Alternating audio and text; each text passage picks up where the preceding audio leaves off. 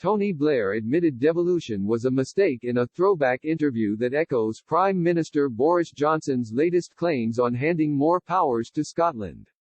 In a Zoom call with around 60 Northern Conservative MPs on Monday evening, Mr. Johnson described devolution as a disaster and as Tony Blair's biggest mistake.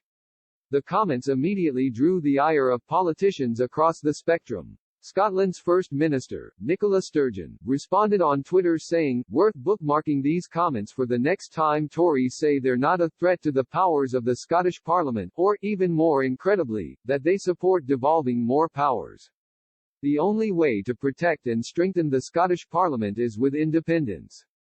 A Downing Street source did not deny Mr. Johnson had told MPs that devolution had been a disaster, but stressed that the remarks referred to Scottish National Party (SNP) mismanagement. Nevertheless, the Prime Minister's comments have been seen as especially provocative, with support for Scottish independence showing a sustained lead in polling throughout 2020. Mr. Blair, the prime architect of devolution, delivered his 1997 manifesto commitment to hold referendums, with Scotland and Wales voting for their own parliaments, and Unionists and Nationalists in Northern Ireland forming a power-sharing coalition following the 1998 Good Friday Agreement. It was the former Prime Minister himself, though, who admitted his legislation was a mistake.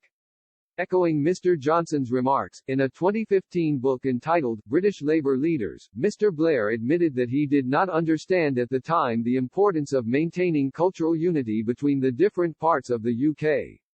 Interviewed by the book's editors, former Cabinet Minister Charles Clarke and University of East Anglia politics lecturer Toby James, Mr. Blair said, "First did feel that we made a mistake on devolution. We should have understood that, when you change the system of government so that more power is devolved, you need to have ways of culturally keeping England, Scotland and Wales very much in sync with each other.